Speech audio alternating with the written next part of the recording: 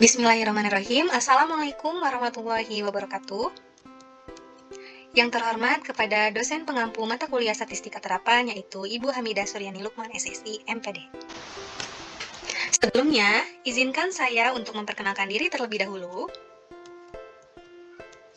Nama saya Tasya Aulia, NIM 18314110001. Saya berasal dari Program Studi Pendidikan Matematika semester 6 dari Universitas Muhammadiyah Sukabumi.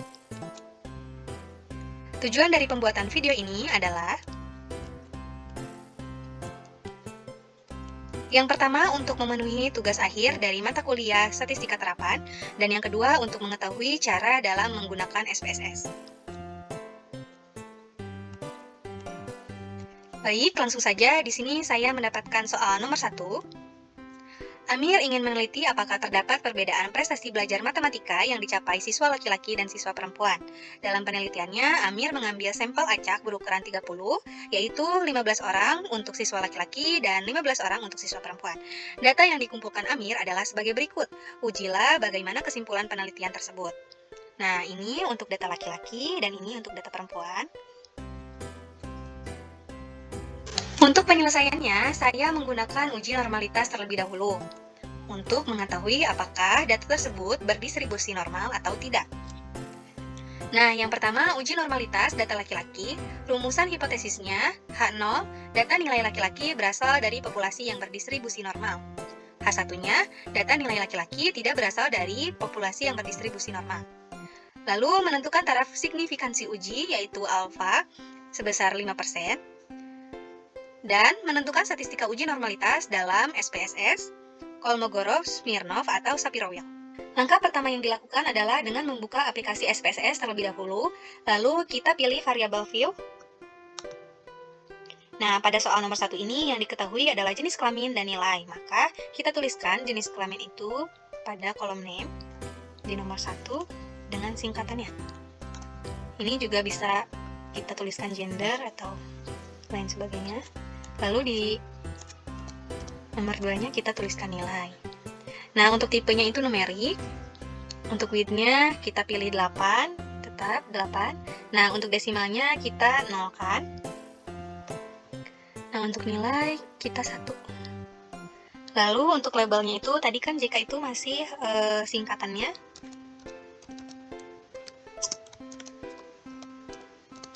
Nah, untuk values-nya kita masukkan di sini value 1.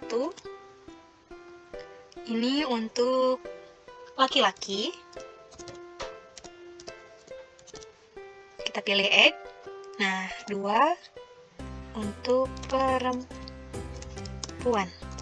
Kita add lagi. Lalu klik OK. Nah, missingnya tetap none. Kolomnya 8 dan ini lainnya bisa kita pilih center aja. Nah, measure-nya kita pilih nominal.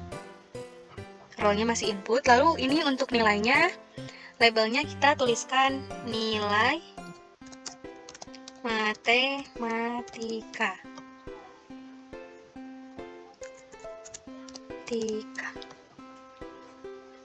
Values-nya non, missing-nya juga non, kolomnya tetap 8. Like-nya kita pilih center lagi. Lalu untuk measure-nya kita pilih scale. Nah, lanjut kita pilih data view. Nah, setelah itu kita tuliskan 1. Tadi kan untuk laki-laki itu ada 15 dan untuk perempuan 15. Kita 1 sampai nomor 15. Nah, untuk nomor 16 sampai 30 kita tuliskan 2.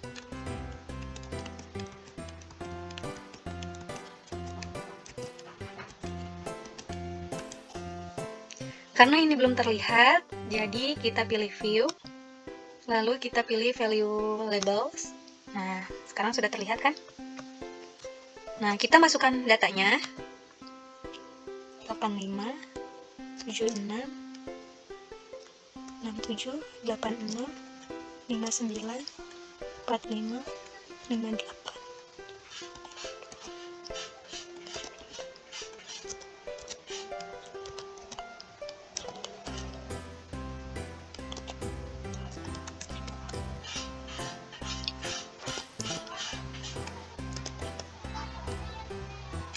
Lalu untuk perempuannya 78, 96,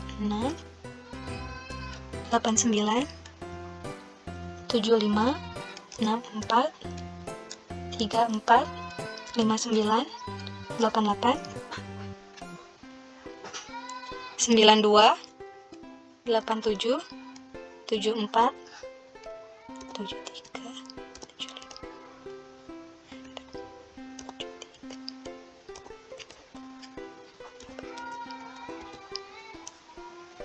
Nah, setelah itu kita pilih analyze, lalu kita pilih descriptive statistik, lalu kita pilih explore. Nah, selanjutnya untuk dependent listnya kita pilih nilai matematika, dan untuk faktor listnya kita pilih jenis kelamin. Lalu kita pilih plots, descriptive STEAM and life-nya kita hapus, lalu pilih normality plots with test dan power estimation. Lalu klik continue, lalu kita pilih OK. Nah, seperti ini. Ini untuk uji normalitasnya untuk laki-laki, dan ini untuk perempuannya. Ini Kolmogorov-Smirnov dan ini Shapiro-Wilk. Dari hasil perhitungan menggunakan SPSS diperoleh sig Kolmogorov-Smirnov yaitu sig 0,200 sehingga sig 0,200 lebih besar dari alfa yaitu 0,05. Nah, 0,05 itu dari taraf signifikansi uji, maka H0 diterima. Kesimpulannya, sehingga data nilai laki-laki berasal dari populasi yang berdistribusi normal.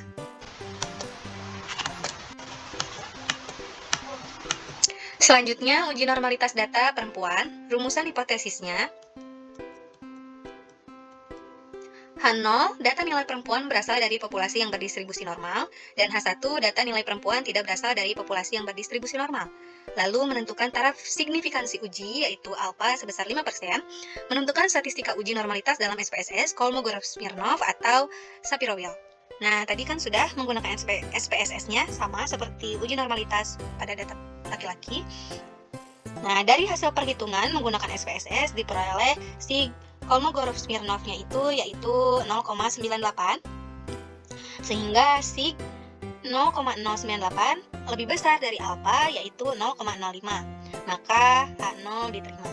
Kesimpulannya, sehingga data nilai perempuan berasal dari populasi yang berdistribusi normal. Selanjutnya adalah uji homogenitas data. Yang pertama, rumusan hipotesisnya H0, kedua kelompok sampel berasal dari populasi yang bervarians homogen, dan H1, kedua kelompok sampel berasal dari populasi yang bervarians tidak homogen. Lalu menentukan taraf signifikansi uji, yaitu alfa sebesar 5%, dan menentukan statistik uji homogenitas dalam SPSS atau power estimation. Nah, untuk melihat hasil dari uji homogenitasnya, kita lihat dari tabel berikut. Yang sebelah sini.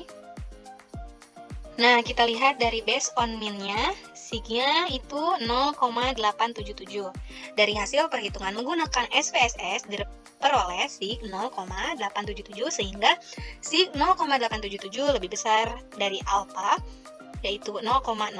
Maka H0 diterima. Kesimpulannya, kedua kelompok sampel berasal dari populasi yang bervarians homogen.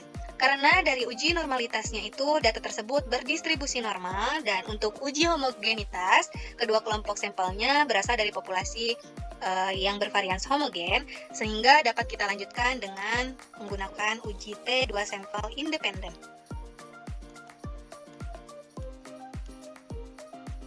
Rumusan hipotesisnya H0, μ1 sama dengan μ2, yaitu siswa laki-laki dan perempuan memiliki kemampuan matematika yang sama.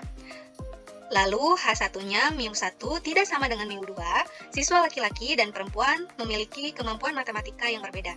Tipe pasangan hipotesis yang digunakan adalah tipe A, yaitu uji dua pihak. Lalu menentukan taraf signifikansi uji, yaitu alfa sebesar 5%, dan menentukan statistik uji normalitas dalam SPSS uji T2 sampel independen. Nah, untuk memperoleh hasil uji T2 sampel independennya, kita masuk lagi ke aplikasi SPSS. Lalu kita pilih analyze.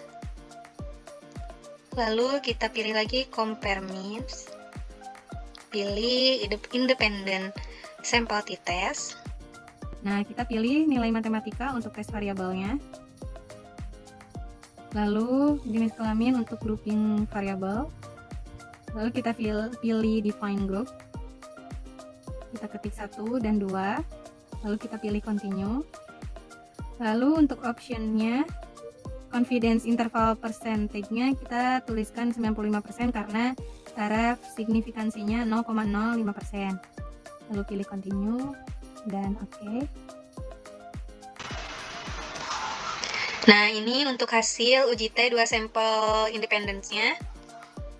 Ini untuk equal variances assumption-nya, dan ini equal variances not assumed.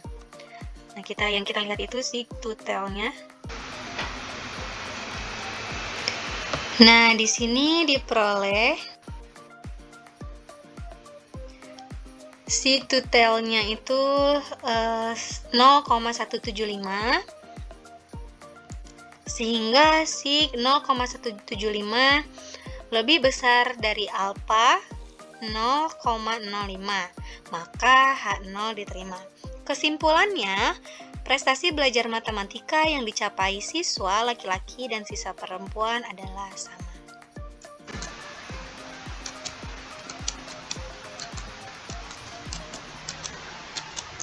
Terima kasih sudah berkenan untuk melihat video ini. Kurang lebihnya mohon dimaafkan. Wassalamualaikum warahmatullahi wabarakatuh.